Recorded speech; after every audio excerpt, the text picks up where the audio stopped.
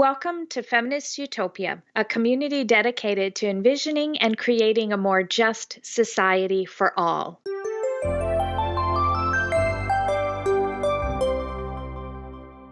I'm Benita Malone, and on this episode of Feminist Utopia, we are going to imagine a utopia where Elizabeth Warren is president. Yes, she did well tonight, didn't she? I think so.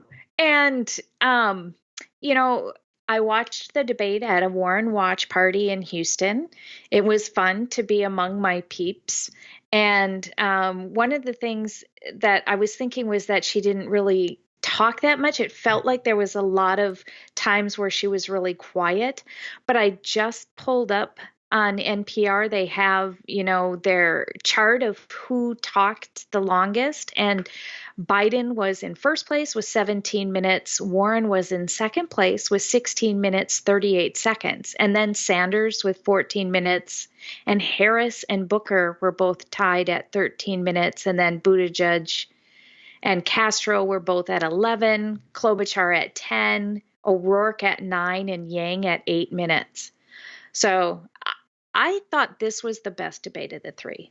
Well, it was like everybody together who mattered. And just in the terms of the questions that were asked, and it felt like people had more of a chance to respond. And there was not a lot of talking over. Yes, and I honestly think, okay, and I'm not a Klobuchar fan. I'm going to preface this with that. I think Klobuchar actually got to say something and made me realize why someone might vote for her as a senator in Minnesota, not as president. But she was honest and heartfelt, and her discussion about the tariffs was excellent. And it was about time she actually looked like a candidate. Right. She was all over my Facebook feed. I was, listening to the debates at the bar, on my phone, following you on Twitter, following my friends on Facebook. And one of my friends thought that, she really won the debate. I'm not going to go that far, but she did look better than she has. Well, the bar was so low for her to begin with. She just didn't suck this time. That was where we were at, and Gillibrand wasn't there to steal her centrist thunder. Right. So, she had to actually make a case for being a centrist. But she still has not embraced the idea that the very fact that she's a female makes her a radical, which gets into the whole electability thing. And I really like that they stayed away from it after the opening arguments, that they stayed away from, I'm more electable than you. And it opened with that, and then it just kind of went away, and people actually talked about the issues, which I don't feel happened at the other two debates. Right. Other four. I had my choice of debate watch parties to go to tonight. There's Harris County Democratic Party, and then there's Planned Parenthood, and it's like every little group had their own party. But I specifically went to the Warren party because if I heard one time that Elizabeth Warren wasn't electable, I was going to get into a fist fight. And listeners, let me tell you, Benita's not the kind of person to get into a fist fight. That would be me. Lose. I did hear somebody, I didn't hear them, somebody posted it on Facebook, and I did comment, and I just said bullshit, because he said, I like Warren, but she's not electable. And that was my response. Bullshit. That's really strong. I honestly, that is the only appropriate response to that particular statement anymore. Obviously, she is electable. She's a senator.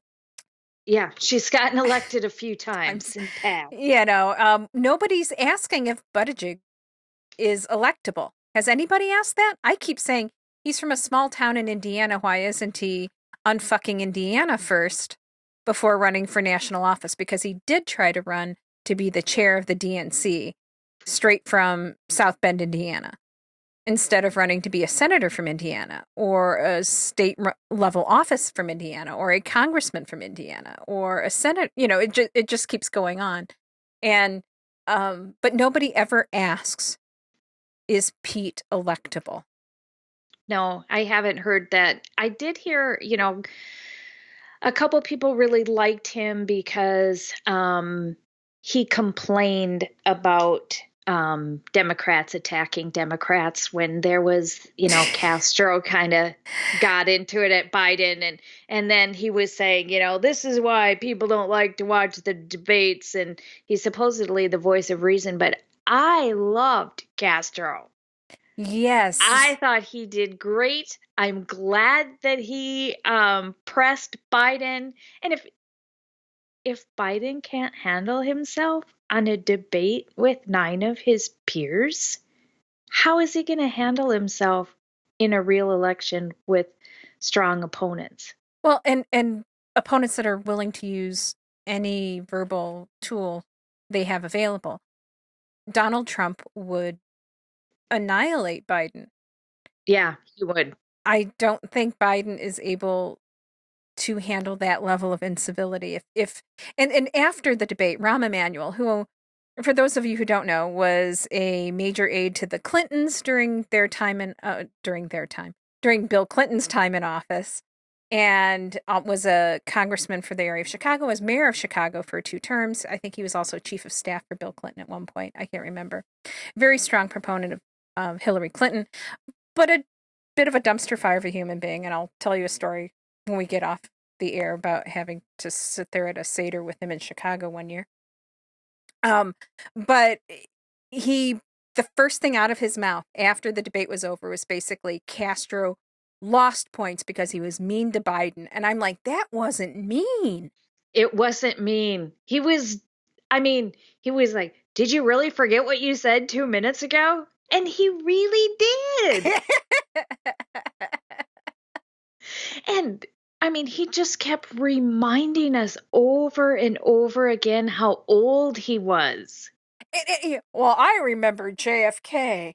I remember when MLK said that. First of all, he can only remember their initials. He can't seem to remember any full names. When I left law school back in the late 60s, and I'm like, dude, I'm turning 50 this year, and I was born in 1969. So 50 years ago when I graduated from law school, dude, we get it, you're old. You need a walker. Shush. He really did look old, Yeah. too. And he kind of looked a little lost up there at times. Yes. And he just didn't do himself any favors. He talked about record players, for crying out loud. Some of our, voters that are coming up in our 18 have never had a record player, never seen a record player. Or they've seen one as a hipster kind of add-on. Look at me, I bought some vinyl. I know my local Barnes & Noble is now selling vinyl again. It's so old, it's cool again. But, and I wanted, in case you didn't listen, Biden was basically saying that the real problem with education in the United States is that poor kids aren't exposed to language the same way wealthier kids are. Which kind of came across as racial code to me, given his previous comment about white kids being smarter, which he walked back, but sometimes unconscious bias comes out in the strangest of ways. And he suggested that if kids had record players to listen to at home, and that whole thing was as outdated as my mother's green lime jello with carrot pieces in it. Hey, I love lime jello. So does my younger son, but he's never been exposed to it with carrots in it. So it was really a long series of Biden trying to remind us how old he is. Meanwhile, you've got Sanders standing right next to him. Sanders, who really did walk with people during the civil rights era, who was really there to protest Vietnam and all those things. And Sanders sure as hell wasn't saying, well, I remember back in the day. And because it doesn't play well. No, and Sanders, I thought, did better than Biden, but he still looks really old. And his voice is a problem. He knew the debate was coming up. He should have, there's got to have been something that he could have done to protect his voice so he didn't not only look old, but really sound old. Well, like I said, I live tweeting as Feminist Utopia was that it sounded like Sanders needed a hot toddy and a revolution. It was clear that he's looking tired, but he still kept to the talking points. He knows his data well. He wasn't confused up on stage. He was a, Right. and I do have to say one more thing about how old Biden came across. At the very end, the final question was about resilience. And they opened with Biden, and Biden gave this, what would have historically been a good talk about resilience and pulling yourself up by your bootstraps and um, never explain, never complain, and all these things. And it really doesn't resonate in an era where, I have friends with $300,000 in student loan debt. I have friends that aren't insured. I've gone without insurance for 2 to 3 years at a time because, we were between jobs. Oh, I've gone without insurance too. I'm just now getting back on insurance and suffering health consequences because of that lack insurance. I mean, everybody does. I mean, I think we're finally recognizing as a society that some people don't even have boots. Yes. You cannot pull yourself up by your bootstraps if you don't have a pair of boots. And that was where Biden's story flopped. It was something from the 80s, and it's not going to resonate with any voters right now, Republican or Democrat. I think Biden is outdated. Sanders, you can be older. The issue isn't his age as much as it is the election campaign he's running and who he is as a candidate. Right. One of the interesting things I read on NPR this evening was about how white Democrats have shifted the attitudes on race in like the past 10 years. And now they're saying that 20% of white liberals feel more affinity for minorities than for their fellow whites. So I feel that. yeah, I do too. I mean, we're really concerned about things like our broken criminal justice system and the atrocities that is the immigration policy in the United States. And I firmly stand on the side of my minority neighbors over the white Trump voting, keep America white again, you know, portion of the country. And that's what Biden isn't getting. Yes. I don't think he understands that bigger picture. Well, and you could tell that Biden was running for the cis white male Ohio Union voter when he turned to Bernie Sanders and said like 5 times in a row, "You're a socialist, Venezuela, socialist, socialist." And you're a socialist. What do you know? It was the Venezuela question from the Univision reporter, which was absolutely brilliant. And I loved that man. Loved him. He should be at every debate because he was the only one asking the super tough questions. Well, I don't know. I mean, Harris got a super tough question on her She criminal justice did. history, and I actually think she handled it pretty well, but it was nice to have somebody challenge her on that.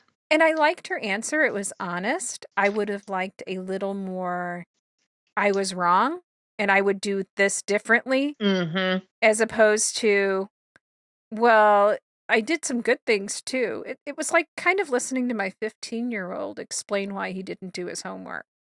Well, the dog needed to go out and just stop. Shh. It's better when you don't talk. Shh. So, Right. my absolute favorite question of the night was, should Latinos trust Democrats after the large number of deportations during the Obama years? And that was directed at Biden. And Biden tried to walk back being part of the Obama administration on that one. Right. That was in my notes too. That did not go well for him. Getting back to Harris, she was one of the candidates that said Trump's name and said it early and often.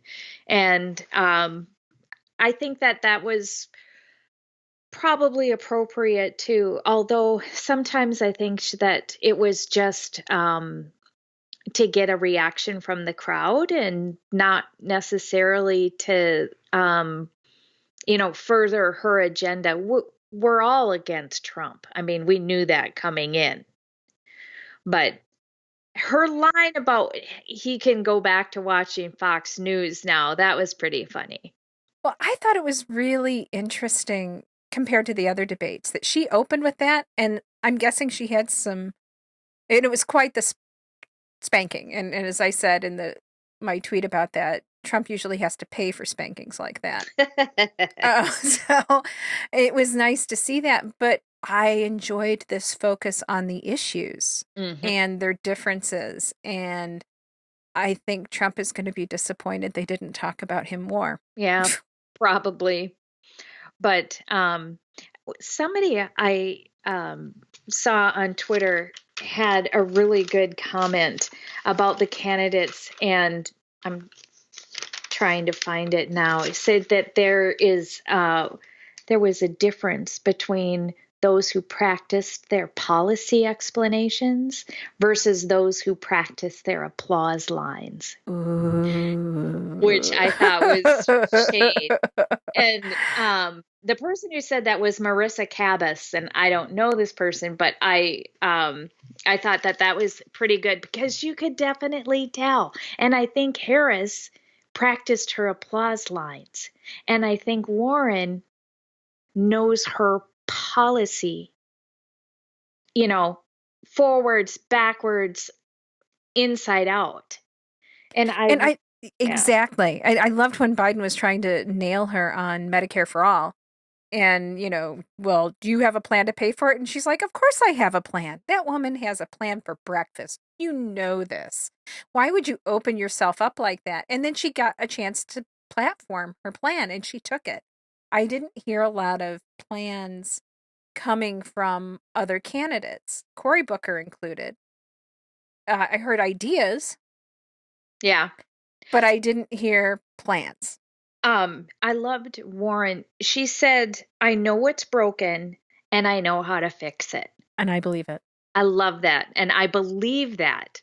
She makes you feel like everything's going to be okay. Yes.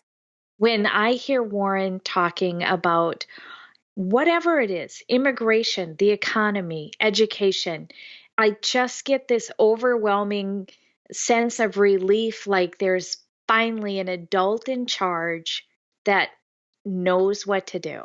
And her comment on the trade war with China was exactly a perfect example of that. When asked, like, would you get rid of the tariffs right off the top? She said, no, this is an opportunity to negotiate. And she went on to describe this plan of creating not just a more financially equitable arrangement. Well, first of all, she doesn't like the tariffs. She says we have plenty of sway without tariffs. That's a waste of time.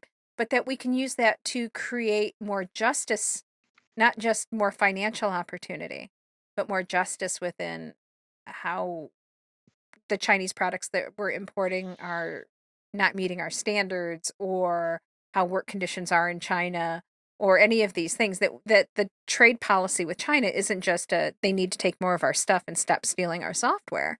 It has to encompass these moral positions. Right. And another example was when they were talking about the whole insurance and the public versus private, and all of these people are going to lose the insurance, and her line about no one likes their insurance company, it's so true. They like their doctor, they like their nurses, they like their pharmacists, but nobody likes the frickin' insurance company. So I had an interesting conversation with someone on Twitter about that. This woman said, I like my private insurance. I do. And I'm like, well, she was talking about how her grandmother's dementia was treated. I'm like, whoa, whoa, whoa.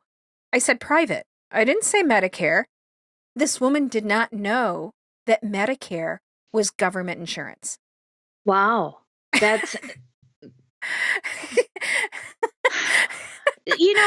honestly, I can't blame her, because our insurance system is complicated and screwed up. And a lot of people that are on Medicare feel like they have to get these supplemental plans. They try and sell you on that. So it's really confusing. So we'll give her a pass on that one because I probably could have made the same mistake. But even then, it's not the insurance company, it was the people who cared for her, Right. Right. mom or whoever it was that she liked. And another person tried to talk about, this is going to sound awful. I'm going to out my husband, and he had a cancer a few years ago. And this woman said, well, it's not like Canada where people have to wait to get surgery. I'm like, whoa, whoa, whoa, wait a minute. Even with private insurance in America, you have to wait because the doctors aren't always available. Now, I admit that I made some phone calls and pulled some strings and got my husband in sooner, but it wasn't because we had private insurance that Brian got moved up the line. It was because you had the privilege. Yes. To do that. Yes.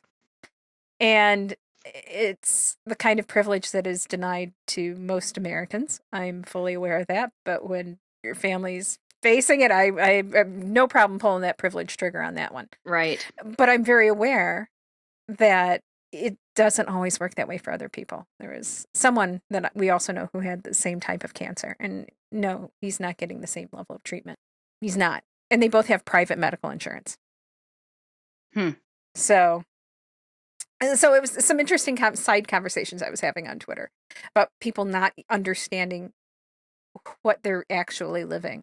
And I think that's going to be Elizabeth Warren's major problem if she makes it to the general election, is reaching these people who don't understand that their Medicare is government insurance. Oh, right. Yeah. Or, the VA is held up as an example of government Medicare, medical, and they're having trouble. So, I mean, it's not just Warren that will have that problem. Yes. Yes, indeed. Yeah. It was a great debate, though, overall, I think, about discussing Medicare for all plans and whether or not private insurance can be a part of it or not.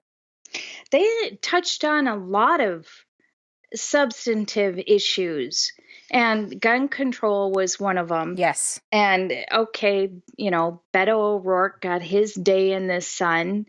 Beto, run for the Senate. Just yes, go please, back to Texas. Please run for the Senate. I would vote for him for that. But I saw on Twitter he had a line about, what was it? He was gonna take people's guns away, but how did he say it? Hell yeah, I'm taking them away, or what was it? It was along those lines, but he didn't use the F word. I mean, he's got a fundraising shirt said that uses the F word now, because I was praying he would drop an F-bomb about gun control tonight, and it didn't happen, and I'm still disappointed. But he said, hell yeah, we're going to take away the AR-15s. But now that, I saw on Twitter that that's a t-shirt that you can buy. Like 10 minutes, not even 10 minutes after the debate, they're selling this t-shirt. Hell yes, we're going to take your guns away. AR-15. We're going to take away AR-15. Yeah. So I like that we're talking about stricter gun laws. And I also like that they're talking about, as part of the criminal justice reform, giving the vote back to people who have served their time and are being integrated back into society. They should be allowed to vote, in my opinion. And I appreciated hearing that. But I don't know of anybody that said they were against that. I can't think of anybody tonight who said they were against that either. Maybe they just stayed quiet. Yeah, that could be. Did you think there was a clear winner? I think there was a clear loser, and it was the punching bag that is Joe Biden. A clear winner? I don't think so. I think Julian Castro won some more points tonight. Yang's big announcement. How could we not mention Yang's big announcement that at the very beginning, where he was going to give $1,000 a month to 10 American families that are hardworking, honest people, to show how universal basic income can change lives. And then Amy Klobuchar was literally standing there laughing about it. And then the mayor of South Bend was like, well, I was really going to go into this whole speech about how I'm a war vet. It seems a little flat now, but Well, here's my question. I mean, it kind of sounded to me like that's buying votes. yes, You have to sign up on his website and, get in a lottery system, I guess. I don't know how exactly it works, but it just smacked to me of buying votes. pandering. Pandering, that's the word. Complete pandering. Yep. Complete and utter pandering. I don't think Yang's going to make it to the next debate. I thought the next debate he was already qualified for because it's the same criteria as this debate. I thought he had to he couldn't just use the old polls. He had to still rank in the new polls. Oh, we'll have to check that out. But honestly, I like the idea of a universal basic income. And we need to do an episode about that. I have very strong feelings about it in a very positive way. I like that is part of the national conversation now, just like how I appreciate that reparations are part of the national conversation now. Is it going to happen in 2020 I mean, I don't think so, even if by some miracle we got the presidency, the House, and the, Senate. But there needs to be room in our conversation for that. And I'm happy to see that Overton window shifting in that direction. And I don't think it is divisive to have that conversation. I was a little put off by Amy Klobuchar basically saying we shouldn't be fighting. Yes, the primary is the time to have all the fights. Yeah. We come together in the general. We have the hard conversations now. In closing, what did you think? I was thoroughly engaged in the debate. I liked this one the best. I don't know if I was influenced by the people I was around. I liked being at the watch party. I would encourage anybody to find a local watch party and go out and watch the debate with other people that have similar views. That was really fun. Nothing can sway me from Warren. I'm firmly in the Warren camp. I didn't hear anything tonight that would make me want to vote for anybody else, and I didn't hear anything tonight that she said that I didn't get behind. So I'm admitting my very biased views. Warren won the debate. She won my vote. I got my Dream Big Fight Hard t-shirt on. I wore my Moscow Mitch t-shirt that I got for donating to the Kentucky Democrats, and I got to use the hashtag Moscow Mitch, and it was our most liked tweet of the night. So good.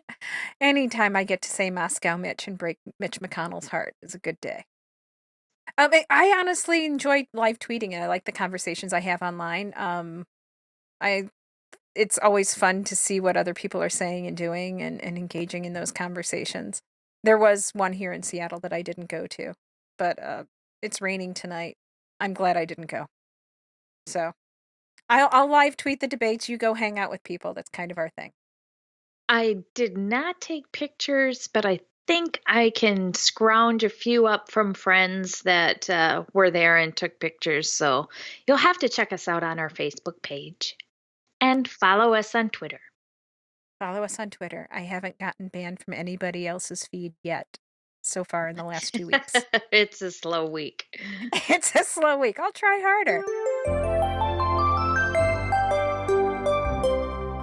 Thank you so much for joining us today at Feminist Utopia. If you like our work, please give us a review on iTunes, Stitcher, or wherever you access our podcasts so others can find it as well. You may also become a Feminist Utopia patron at patreon.com to show your appreciation. Remember, patrons get perks. And check out our blog and other resources at our website, feministutopia.net.